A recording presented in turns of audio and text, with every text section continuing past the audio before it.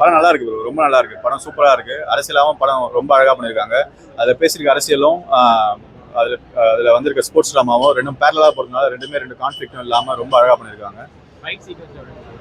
Fight sequence எப்பவும் போல தான். மிஷ்கின் படத்தில் எப்படி ஃபைட் சீக்வன்ஸுக்குன்னு ஒரு நம்ம ப்ரீ ஜட்ஜ் பண்ணிக்கிறோம். மிஷ்கின் படம்னா ஃபைட் சீக்வன்ஸ் எப்படி தான் இருக்கும் நம்ம ஜட்ஜ் பண்ணுறோம். மாரிஸ்வராஜ் படமும் ஸ்டார்டிங் வந்து அப்படி தான் இருந்திருக்கு.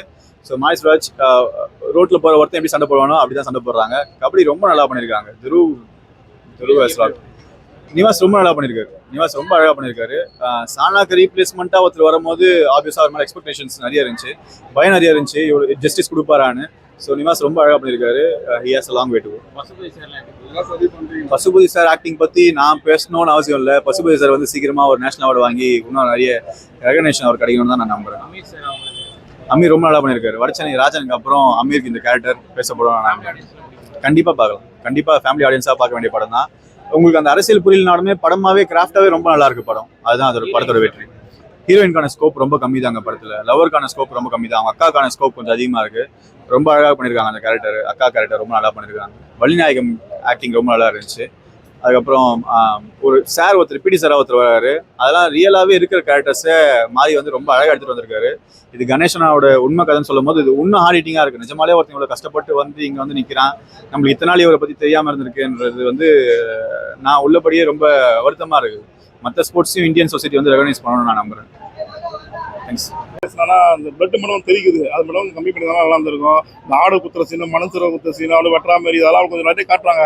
அப்படி காட்டும்போது குழந்தை ரொம்ப கொஞ்சம் பயப்படுவாங்க. அது ஒரு மைனஸ் மட்டும் தான். மற்றபடி படம் எல்லாமே வந்து ஓகே தானே, எங்கேயும் போர் அடிக்கல. அது மாதிரி வந்து ஹீரோ வந்து சத்தியம் பண்ணாருலாம் மீற மாட்டார்ல, அந்த சத்தியம்லாம் ஒன்றும் கிடையாது, மனசுலாம் காரணம் காமிச்சிக்கிறாங்க. எல்லா படத்துல ஹீரோயின் வந்து ஒரு 2 வயசு கம்மியாக போடுவாங்க, அதே வயசு தான் போடுவாங்க. ஆனால் அந்த படத்துல ஹீரோயினுக்கு வந்து 2 வயசு அதிகமாக போட்டுக்கிறாங்க. வயசு முக்கியம் கிடையாது, மனசு தான் முக்கியம் எல்லாமே சொல்லியிருக்காங்க. கபடி பற்றி எவ்வளோ படம் வந்துருது, இப்போ கில்லி வந்துருக்குது, அப்புறம் கிரிக்கெட் பற்றி படம் வந்துருக்குது. ஆனால் கபடி தென் மாவட்டத்தில் எப்படி நடக்கும், அது மாதிரி வந்து நம்ம எப்படி கபடி விளாடுவோம், நம்மளே தெருவில் விளாடுவோம், நம்மளே சேர்க்க மாட்டோம். உள்ளூர் அரசியல் எல்லாமே பேசிக்கிறாங்க. அதாவது அந்த சமூகத்தை சார்ந்த சேர்க்க மாட்டாங்க, அது பிரச்சனை பேசியிருக்காங்க. மற்றவங்களாம் சேர்க்க மாட்டாங்க, அதை பேசிக்கிறாங்க. அதர் சமூகத்தை சார்ந்தவங்க வந்து ஒரு ஒடுக்கப்பட்டவங்க நம்ம வளர்த்து விடணும், ஜாதி பார்க்கக்கூடாது, நல்லா போயிட்டு அதுவும் காமிச்சிக்கிறாங்க. எல்லாமே காமிச்சிக்கிறாங்க.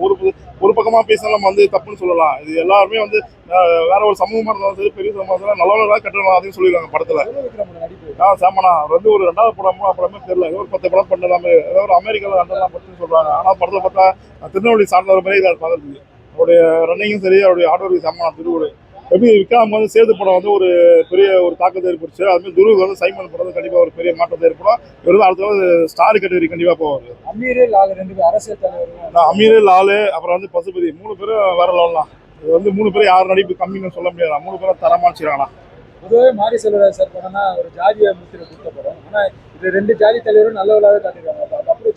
அது சூப்பர் தான், அது கொஞ்சம் நல்லா இருக்கும். அது நம்ம வந்து அந்த தென் மாவட்டத்தில் சம்பவம் கேட்டான்னு தெரியல எனக்கு, எந்த ஜாதி தலைவர்கள்னு தெரியல எனக்கு. ஆனால் படம் பார்க்கும்போது நல்லா இருக்கு.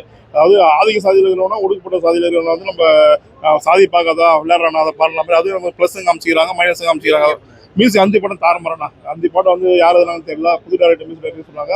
5 படம் ஒரு மண் சார்ந்த படம், ஒரு கிராமம் சார்ந்த படம், எல்லாமே அப்படியே தான். அந்த வரியும் சரி, அந்த லொக்கேஷன் தான் காட்டுது. மற்ற படத்தில் அமெரிக்கா காட்டுவாங்க, லண்டன் காட்டுவாங்க. இது ஃபுல்லாக கிராமம் தான். 5 படமும் கிராமம் சார்ந்ததாக இருக்குது. யாருக்கான படமா இருக்கு இது கண்டிப்பாக வந்து